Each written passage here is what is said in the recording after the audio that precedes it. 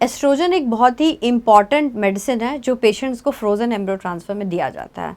हर patient के दिमाग में ये ख्याल आता है कि एस्ट्रोजन खाने से कोई साइड इफ़ेक्ट तो नहीं हो रहा है बॉडी में, ये कब तक चलेगा, ये क्यों चल रहा है।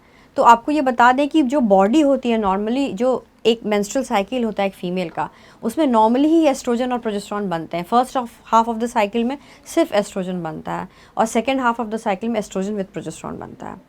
अब पेशेंट की लाइनिंग अगर खुद से आती है, जिसको हम नेचुरल साइकिल बोलते हैं, तो नेचुरल साइकिल में भी ट्रांसफर्स होते हैं।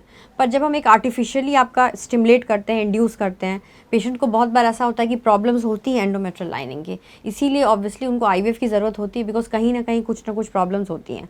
तो उस केस में उनको हम सपोर्ट करते हैं। नॉर्मली आपके बॉडी में एस्ट्रोजन बन रहा है, हम जो एस्ट्रोजन दे रहे हैं वो साथ में उसको सपोर्ट कर रहे हैं। जैसे आप नॉर्मली रोज़ खाना खाते हो, लेकिन आपको न्यूट्रिशनल प्रोडक्ट ऊपर से दिए जाते हैं एज अ सप्लीमेंट कि आपकी बॉडी अच्छी रहे, तो सेम चीज़ है, उस लाइनिंग की हेल्थ के लिए हम आपको एस्ट्रोजन देते हैं। और ये जो एस्ट्रोजन होता है ये 12 वीक्स तक हमेशा ही बंद कर दिया जाता है प्रेगनेंसी के।